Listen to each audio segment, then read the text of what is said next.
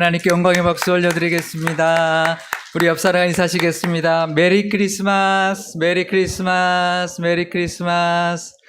네, 오늘 성탄절 또 이렇게 할렐루야 찬송 또 우리 찬양했는데요. 우리 소프라노, 알토, 베이스 다 굉장히 잘해주셨는데 테너가 굉장히 어려운 곡인데 지금 두 명이서 하신 거죠 지금. 정말 우리 찬송 다시 한번 하나님께 영광의 박수 올려드리면 좋겠습니다. 네, 저도 옛날 생각이 나네요. 찬양대 한 지가 벌써 20년 전 일인데 저도 할렐루야 했던 생각이 많이 납니다. 특별히 오늘 성탄절이 주일이어서 이렇게 주일 예배로 드리게 되니까 더 기쁘고 감사한데요. 오늘 하루 또 하나님 앞에 영광 돌리고 이 땅에 오신 예수님을 기뻐하며 보내시는 정말 다 잊어버리시고 그냥 기쁘게 보내시는 성탄절 되시기를 바랍니다. 성탄절 이야기에서 우리가 빼놓을 수 없는 것이 하나 있죠. 동방박사 이야기입니다. 어제 우리 교회학교 성탄 발표회 했는데 우리 유치부 아이들 늘 이렇게 가장 우리 기대되는 우리 유치부 아이들의 성탄 발표회에서 아이들 천사 복장하고 목자 복장하고 또 뭐 동방박사 복장하고 이렇게 즐겁게 했는데요. 좀 이따가 광고 시간에 사진들 좀 보여드리도록 하겠습니다. 놓치신 분들은 참 큰 후회하실 겁니다. 아이들의 그 재롱이 아마 1년 동안 있었던 그런 그런 것들을 내려놓을 수 있고 다 잊어버릴 수 있는 그런 즐거운 시간이었습니다. 동방박사들이 이제 별을 보고 왕으로 나신 이를 경배하러 왔습니다. 그러니까 이게 보통 별이 아닌 거죠. 그러니까 다른 나라, 그것도 이제 더 발전된 나라에서 이 심상치 않은 별을 보고 왕이 나셨다라는 것을 알고는 그 별을 따라 그 왕으로 나신 아기에게 경배하러 왔던 거죠. 근데 왕으로 오셨으니까 당연히 왕궁에 있겠지라고 하면서 헤롯 왕에게 갔던 것이죠. 그러니 이게 큰일이 났습니다. 예루살렘과 왕궁이 발칵 뒤집힌 거죠. 왜냐하면 왕궁에 아기가 없으니까. 만약에 헤롯에게 어린 아기가 있었다, 태어난 지 얼마 안 된 아기가 있었다면 어쩌면 그 동방박사들은 그 아기를 왕으로 착각하고 경배하고 돌아갔을지도 모릅니다. 그런데 왕궁에 아기가 없는 거죠. 그래서 이 헤롯 왕이 직감적으로 깨닫습니다. 이 유대인들이 그렇게 기다리던 왕이 태어났구나, 메시아가 왔구나라는 것을 깨닫고는 대제사장들과 서기관들을 부릅니다. 이 서기관들이 성경을 기록하는 사람들이기 때문에 이렇게 쓰는 사람들이기 때문에 이제 성경에 대해서 잘 아니까 어디서 왕이 나느냐, 메시아가 어디서 왔느냐라고 묻습니다. 그러니까 이제 대답을 하죠. 베들레헴이다라고 대답하는데 정작 이 헤롯 왕은 흥분해서 정말 이게 이제 예민하게 반응하면서 찾는데 이 대제사장과 서기관들은 놀라지도 않습니다. 그냥 베들레헴에서 날 겁니다. 성경에 그렇게 되어 있습니다. 아니, 놀라야 되는 게 누군가요? 이 서기관과 대제사장, 그렇게도 이 하나님의 그 나라, 또 하나님이 보내주시려고 예언했던 그 메시아를 기다리는 사람이 더 놀라야 되는데 이 헤롯 왕이 더 영적으로 민감한 거죠. 이 이방인인 이 헤롯 왕이 더 민감하게 어디서 나느냐로 애타게 찾았던 것이죠. 유대 땅 베들레헴에서 나실 것이다 예언하고 있습니다. 마태복음 2장 5절에서 6절 말씀입니다. 이르되 유대 베들레헴이오니 이는 선지자로 이렇게 기록된 바, 또 유대 땅 베들레헴아 너는 유대 고을 중에서 가장 작지 아니하도다. 내게서 한 다스리는 자가 나와서 내 백성 이스라엘의 목자가 되리라 하였음이니이다. 이렇게 말을 합니다. 그러니까 이 말은 미가서 5장 2절의 말씀을 이제 인용한 건데요. 미가서 5장 2절 말씀도 읽어드리겠습니다. 베들레헴 에브라다야 너는 유다 족속 중에 작을지라도 이스라엘을 다스릴 자가 내게로 나올 것이라. 그의 근본은 상고의 영원에 있느니라. 그러니까 베들레헴이 바로 메시아가 날 곳이라고 예언되어 있습니다. 그래서 우리가 예수님 왜 베들레헴에서 나셨나요? 라고 물으면 예언에 베들레헴에서 나신다고 했기 때문에 베들레헴에서 나셨다, 이렇게 대답을 합니다. 그런데요, 그 말 맞죠? 그 대답이 맞습니다. 하지만 그 질문에 대한 답이 거기까지만 하면 안 됩니다. 왜 베들레헴일까를 알아야 되는 거죠. 그러니까 미가서 예언이 베들레헴에서 나게 하셨기 때문에 베들레헴에서 나셨지만, 그러면 왜 미가서 예언이 베들레헴으로 나게 하셨느냐? 왜 예언이 베들레헴인가라는 것을 그 답을 찾아야 하는 것이죠. 그러니 그 무거운 몸을 이끌고 마리아가 나사렛에서 베들레헴까지 그 먼 길을 가서 예수님을 낳을 수밖에 없었던 것이죠. 왜 베들레헴이었어야 했을까? 왜 예언에 베들레헴이라고 했을까? 베들레헴이 도대체 어떤 곳이길래 예수님이 꼭 베들레헴에서 태어나셔야 했을까라는 것을 우리가 알아야 할 것이고, 분명히 그 이유가 있을 겁니다. 그냥 예언을 성취하기 위해서, 예언에 그렇게 되어 있으니까 베들레헴에 태어났다, 끝. 그러면 안 된다라는 거죠. 그럼 왜 베들레헴인가? 왜 예언으로 베들레헴에서 나게 하셨고, 그래서 예수님이 베들레헴에서 나셨는가? 이유가 있을 겁니다. 오늘 그 은혜를 이 성탄절에 깨닫고 감사와 찬송 드리고 기뻐하는 예배 시간 되시기를 바랍니다. 베들레헴이 성경에서 처음으로 등장하는 곳이 어딜까요? 야곱 때입니다. 야곱이 온 가족을 이끌고 밧단 아람에서 가나안으로 돌아왔는데요. 형 에서의 문제를 잘 해결받고 세겜에 정착을 합니다. 세겜 땅도 사고 거기서 이제 머물러 있다가 딸 디나의 그 불미스러운 사건을 겪게 되죠. 그래서 더 남쪽 베델로 올라가서 하나님 앞에 제사를 드리고 다시 세겜으로 올라가지 못하죠. 또 위험한 곳이니까. 그래서 남쪽으로, 아버지가 있는 이삭에게 있는 남쪽으로 내려가기 시작했습니다. 그런데 그 길에 야곱이 그렇게 사랑했던 아내 라헬이 막내 아들 베냐민을 낳게 되었는데, 그곳이 바로 베들레헴입니다. 그러니까 가장 막내 아들을 낳은 곳이 베들레헴인데요. 근데 그곳에서 낳으면서 출산이 난산이 되었고, 그래서 라헬이 죽게 됩니다. 그리고 그 라헬을 그곳 베들레헴에 장사하게 되었습니다. 창세기 35장 19절 말씀입니다. 라헬이 죽음에 에브랏 곧 베들레헴 길에 장사되었고. 그러니까 야곱에게는 아픔이 있는 곳이 베들레헴인 거죠. 아들을 낳다가 아내를 잃었고 그 아내를 거기에 묻은 땅이 되었습니다. 딸 디나 사건, 그것도 야곱에게는 정말 아픈, 뼈아픈 사건이죠. 아내 라헬을 또 잃은 그때 만난 땅이 바로 베들레헴입니다. 그리고 그 아내, 사랑한 아내를 묻고 길을 떠나야 했던 곳이 바로 베들레헴입니다. 야곱에게는, 이스라엘이죠, 이스라엘. 이 이스라엘에게는 고통과 슬픔이 있는 땅이 바로 이 베들레헴이었던 것입니다. 위로가 필요한 땅, 은혜가 필요한 땅이 바로 이 베들레헴인데, 그 땅에 예수님이 나신 것입니다. 그러니 우리에게도 그렇습니다. 위로가 필요하고 은혜가 필요한 곳, 그곳에 예수님이 나신 것입니다. 우리도 기억해야 합니다. 위로가 필요한 곳, 은혜가 필요한 곳이 예수님이 나시는 곳이고 예수님이 가시는 곳이라는 것을 우리가 기억해야 할 것입니다. 베들레헴은요, 예루살렘보다도 남쪽에 있습니다. 8km 정도 떨어진, 그렇게 멀리 떨어지지 않은 그런 도시인데요. 야곱 때 지나서는 언제 또 성경에 나올까요? 우리가 잘 아는 룻기에 나옵니다. 룻기 1장 1절 말씀입니다. 사사들이 치리하던 때에 그 땅에 흉년이 드니라. 유다 베들레헴에 한 사람이 그의 아내와 두 아들을 데리고 모압 지방에 가서 거류하였는데, 이렇게 룻기가 시작을 하는데요. 룻기에서도 베들레헴은 유다 베들레헴이라고 부르고 있습니다. 왜냐하면 여호수아 시대 때 지파별로 땅을 분배할 때 이 베들레헴을 유다 지파에게 주었기 때문에 유다에 속한 땅이어서 유다 베들레헴이라고 부르는데요. 사실 그냥 베들레헴이라고 해도 되죠. 근데 이 스불론 지파에도 베들레헴이라는 지명의 땅이 있습니다. 그러니 유다의 베들레헴이다, 이렇게 말을 하기 위해서 유다 베들레헴이라고 하는데요. 이 베들레헴이 원어로는 베트레헴입니다. 베트가 집이거든요. 그래서 우리가 베델 그러면 베트엘, 그러니까 하나님의 집이라는 뜻이고요. 레헴은 빵이라는 뜻입니다. 그래서 베트는 집이고 레헴은 빵이니까 빵집인 거죠. 왜 빵집일까요? 그 지명이? 이 베들레헴의 옛 이름을 보면 짐작할 수가 있습니다. 룻기 2장 2절 말씀입니다. 그 사람의 이름은 엘리멜렉이요 그의 아내의 이름은 나오미요 그의 두 아들의 이름은 말론과 기련이니 유다 베들레헴 에브랏 사람이더라. 그들이 모압 지방에 들어가서 거기 살더니. 그러니까 유다 베들레헴인데 그 에브랏이다, 에브랏 사람이라고 말하죠.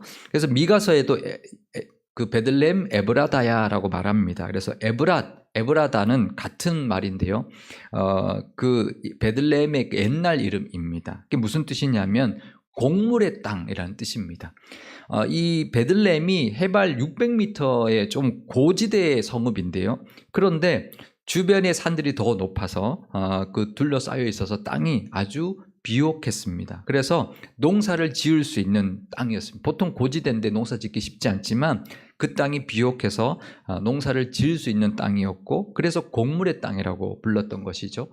그래서 룻기에도 보면 룻이 그 베들레헴으로 돌아와서 보아스의 밭에서 이삭을 줍는 장면이 나오죠. 그리고 아주 추수를 아주 풍성하게 하는 그런 장면들이 룻기에 나옵니다. 그러니까 베들레헴이 아주, 사실 산지에는 그 농사가 잘 안 되지만 이 베들레헴에서는 잘 되었던 그런 풍성한 땅이라는 거죠. 그래서 곡물뿐만 아니라 올리브, 포도, 무화과 같은 이스라엘 백성들이 자주 먹는 그런 과일도 많이 났던, 과수원도 많이 있었던 곳이었습니다. 그러니 그 주변에 있는 고지대 도시들에게 이런 곡물과 과일을 공급했던 그런 땅인 거죠.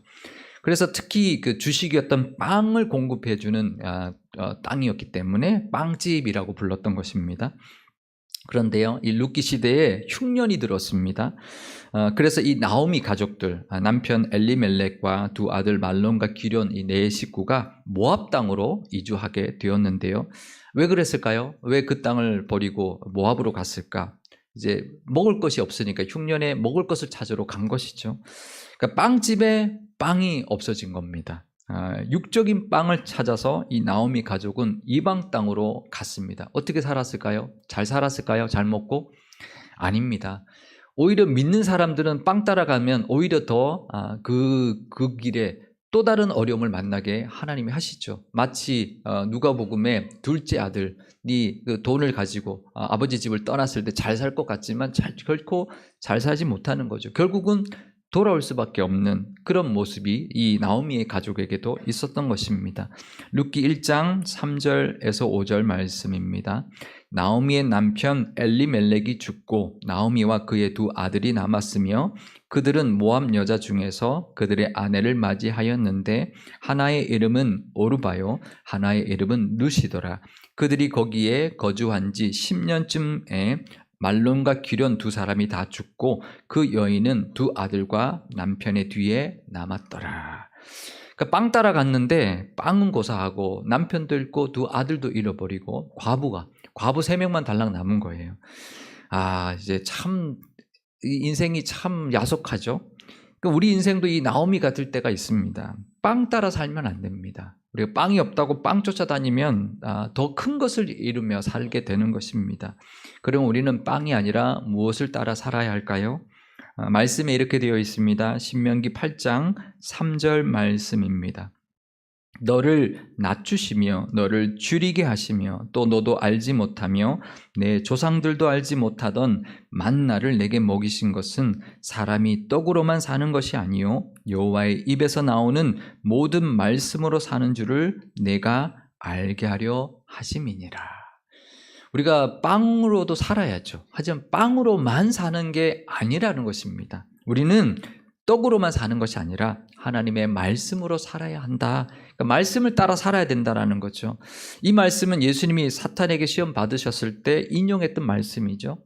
그러니까 우리는 떡으로만 사는 사람이 아닙니다. 하나님의 말씀으로 살아야 합니다. 늘 말씀 따라 이제 우리가 가야지 떡을 따라다니면 안 된다는 거죠. 결국 이 나오미 가족이 사는 그 베들레헴에 흉년이 들게 하신 이유, 그 이스라엘 백성들에게 줄이게 하신 이유, 만나를 주시려고 그랬던 것처럼 이 나오미 가족이 흉년을 베들레헴에서 만나게 한 것은 빵 따라서 이방 땅으로 가라는 게 아니죠. 그 땅에, 그 풍성한 땅에 늘 이렇게 곡식을 주시고 먹고 살게 해주신 것, 하나님의 은혜였습니다라는 것을 깨닫게 하시려고, 풍성한 땅에 살면 그냥 저절로 나오는 줄 알죠. 하지만 그게 아니라는 거죠. 하나님의 은혜였다라는 것을 깨닫게 하시려고 흉년을 허락하시는 것입니다. 아무리 비옥한 땅도 흉년이 듭니다. 그러면 우리도 깨달아야 합니다. 하나님의 은혜로 우리가 살았다. 우리가 오늘 성탄 주일인데 또 올해 마지막 주일입니다. 올 한 해 우리 사시면서 하나님의 은혜 가운데 살아오신 줄 믿습니다. 다 하나님의 은혜였습니다. 고백하실 수 있기를 바랍니다. 또 여러 가지 어떤 또 어려운 일들이 혹시라도 아직 또 해결되지 않은 것이 있다면 왜 그것을 허락하셨을까? 하나님의 은혜가 필요합니다. 다 하나님의 은혜 때문에 우리가 살아가니 하나님의 은혜가 우리에게 필요하고 은혜를 부어주십시오라고 그렇게 기도하고 하나님 앞에 나오게 하나님을 의지하게 하려고 그런 일들을 주신다라는 것을 기억하실 수 있기를 바랍니다. 우리 인생에도 그럴 때가 있습니다. 그럴 때 사람은 떡으로 사는 것이 아니다. 떡으로만 사는 것이 아니다. 하나님의 말씀으로 사는 것이다. 이 풍성함 하나님이 은혜를 주셨기 때문이다. 그러니 더 하나님 의지하고 하나님이 회복시켜 주실 것이고 그렇게 하나님을 바라보고 또 은혜 주실 때까지 또 견디고 이기며 살아가시는 저와 여러분 되시기를 바랍니다. 그러기 위하여 그 베들레헴에 오신 것이죠. 우리 삶에도 빵이 없어질 때가 있습니다. 그럴 때 우리는 빵 따라가면 안 되고요. 온통 관심이 빵을 구하는 데만 두면 안 되고 오히려 하나님께 더 나가야죠. 빵이 떨어졌을 때 빵에 관심을 두는 게 아니라 빵이 떨어지면 하나님을 바라봐야 합니다. 하나님의 은혜가 필요합니다. 하나님 모든 문제를 해결해 주시는 분은 하나님이십니다. 고백하며 하나님 앞에 나아갈 수 있기를 바랍니다. 결국 나오미가 다시 베들레헴으로 돌아옵니다. 이제 빵 따라갔다가 결국은 빵도 놓치고 또 가족도 다 잃고 다시 돌아오지만 다시 돌아왔을 때 그 베들레헴 그 빵집에서 다시 회복되고 다시 육의 양식까지 빵까지 얻게 되는 은혜를 누리게 됩니다. 보아스를 만나게 되는 것이죠. 이 보아스가 그 당시 고엘이라는 제도, 그러니까 대신 갚아주는 거죠. 갚아주는 제도를 통해서 기업을 다시 회복받고 손자 오벳도 얻게 됩니다. 오벳이 누구냐면 다윗의 할아버지입니다. 그러니까 이 이스라엘의 위대의 왕 다윗을 얻는 그 은혜도 이 나오미가 베들레헴으로 돌아왔을 때 누리게 된 것이죠. 이 베들레헴이 바로 이 다윗이 태어나서 자란 땅입니다. 그리고 보아스가요, 보아스를 만나게 되는데 이 보아스가 예수님을 상징하는 그런 인물입니다. 왜냐하면 대신 갚아주고 은혜를 부어주는 이제 그런 역할을 하는 것이고요. 이 고엘이라는 제도가 바로 십자가를 상징하는 제도입니다. 그 은혜를 이 나오미가 누렸던 것이죠. 그것이 바로 그 땅, 이미 그것을 경험했던 나오미가 경험했던 그 예수님 같은 보아스, 또 그 십자가 같은 고엘을 경험하게 됐던 그 땅이 바로 베들레헴이고 그래서 예수님이 베들레헴에서 나신 것입니다. 미가서 예언대로 다윗의 동네 베들레헴에서 태어나셨습니다. 미가 5장 2절 말씀입니다. 베들레헴 에브라다야 너는 유다 족속 중에 작을지라도 이스라엘을 다스릴 자가 내게로 나올 것이라. 그의 근본은 상고의 영원에 있느니라. 아멘. 그래서 그 먼 나사렛에서 그 무거운 몸을 이끌고 요셉과 마리아가 그 먼 땅 베들레헴까지 가서 예수님을 낳게 하셨던 것입니다. 그것은 예수님께서 빵집인 그 베들레헴에서 우리를 위한 생명의 떡, 영생의 빵으로 이 땅에 오게 하시려고 베들레헴에서 나게 하셨던 것입니다. 그 빵집에 빵으로 오신 것이죠. 육의 빵이 아니라 영적인 빵, 영의 양식으로 이 땅에 오셨는데 그것을 보여주시려고 빵집에서 나신 것입니다. 우리 영혼이 생명을 얻고 먹고 배부르게 하기 위한 영의 양식, 그 영의 양식으로 이 땅에 오셨고요. 또 보아스처럼 우리를 따뜻하게 품어주시려고, 우리가 잃었던 것들 모두 회복시켜 주시려고, 우리가 필요한 그 아픔을 위로하시려고, 또 아담이 잃어버렸던 그 모든 영생과 영원한 낙원을 회복시켜 주시려고 예수님이 베들레헴에서 나신 것입니다. 육의 빵을 따라 사는 사람이 아니라 영의 양식을 따라, 영의 양식이신 예수님을 따라 살아가시는 저와 여러분 되시기를 바랍니다. 그 은혜를 베푸시기 위하여 빵집에서 나신 것입니다. 요한복음 6장 35절과 51절 말씀입니다. 예수께서 이르시되 나는 생명의 떡이니 내게 오는 자는 결코 줄이지 아니할 터이요 나를 믿는 자는 영원히 목마르지 아니하리라. 나는 하늘에서 내려온 살아있는 떡이니 사람이 이 떡을 먹으면 영생하리라. 내가 줄 떡은 곧 세상의 생명을 위한 내 살이니라 하시니라. 아멘. 이 떡은 결코 먹고 줄이지 않는 떡이라고 말합니다. 사마리아 여인에게 내가 주는 물은 결코 목마르지 않은, 영원히 목마르지 않는 영생의 물이다라고 말한 것처럼 이 떡은 영원히 배고프지 않는 생명의 떡입니다. 예수님이 생명의 떡으로 오셨습니다. 그러니 빵집에서 나신 것이죠. 우리로 하여금 그 떡을 먹고 영생하게 하기 위해서 오신 영생의 떡으로 이 땅에 오셨습니다. 이 성탄절을 맞이하여서 이 땅에 생명의 떡으로 떡집 베들레헴에서 나신 우리 구주 아기 예수님을 마음껏 기뻐하고 즐거워하고 이 세상 그 무엇보다도 그것으로 인하여 우리를 구원하시고 우리에게 또 위로하시고 회복시키시고 복 주시기를 원하시는 그 은혜를 기뻐하며 보내시는 성탄절 되시기를 바랍니다. 영적인 양식 또 말씀의 양식을 늘 내려주실 뿐만 아니라 육적인 양식도 채워주실 것이고요. 우리를 회복시키시고 위로하시고 풍성하게 해주실 은혜를 바라보면서 또 기뻐하는 성탄절과 또 이 남은 2022년 또 한 주가 되시기를 주님의 이름으로 축원드립니다. 기도하시겠습니다. 빵집 베들레헴에서 예수님을 나게 하신 하나님 아버지, 우리의 인생은 야곱처럼 문제가 하나 해결되면 또 다른 문제가 닥쳐오고 또 여러 가지 일들로 지치고 힘들 때가 있습니다. 빵집에 빵이 없어서 헤매고 있을 때 우리는 빵으로만 사는 인생이 아니라는 것을 가르쳐 주시기 위하여 빵집 베들레헴에서 아기 예수님이 나게 하셨으니 감사와 영광을 하나님께 올려드립니다. 육의 양식을 따라다니며 사는 인생이 아니라 영의 양식을 따라 살아가는 믿음의 사람들 되게 하여 주시고 하나님의 입에서 나오는 모든 말씀으로 살아야 하는 것을 늘 기억하면서 생명의 떡으로 오신 예수님을 먹고 마심으로 영생하고 말씀으로 늘 풍성하게 하시는 은혜를 누리게 하옵소서. 나오미가 베들레헴으로 돌아왔을 때 모든 것이 회복되었던 것처럼 우리도 우리를 회복시키시기 위하여 예수님이 유대 땅 베들레헴에서 나셨으니 예수님으로 말미암아 우리도 다 회복되게 하시고 잃었던 모든 것도 다 되찾게 하여 주옵소서. 우리를 부욕케 하시려고 빵집 베들레헴에서 나신 예수님 그 은혜와 복도 다 받아 누리게 하여 주옵소서. 베들레헴의 생명의 떡으로 오신 우리 구주 예수님의 이름으로 기도드리옵나이다. 아멘.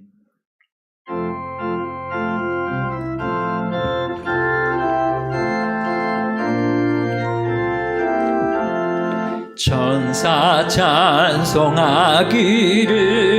거룩하신 구주께 영광 돌려보내세. 구주 오늘 나셨네.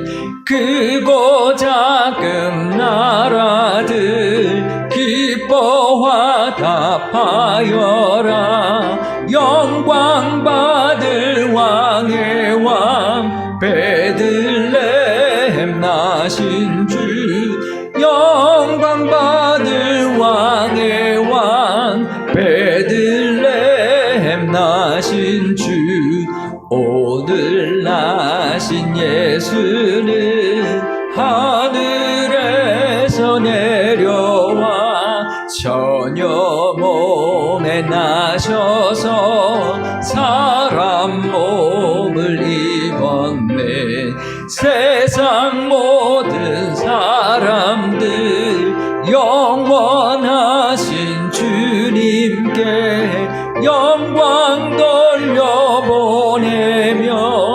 높이 찬양하여라. 영광 돌려보내며 높이 찬양하여라. 의로우신 예수는 평화의 왕이시고 세상 빛이 되시며 우리 생명 되시네. 죄인들을 불러서 거듭나게 하시고 영생하게 하시니 왕 함께 찬양하여라. 영생하게 하시니 왕께 찬양하여라.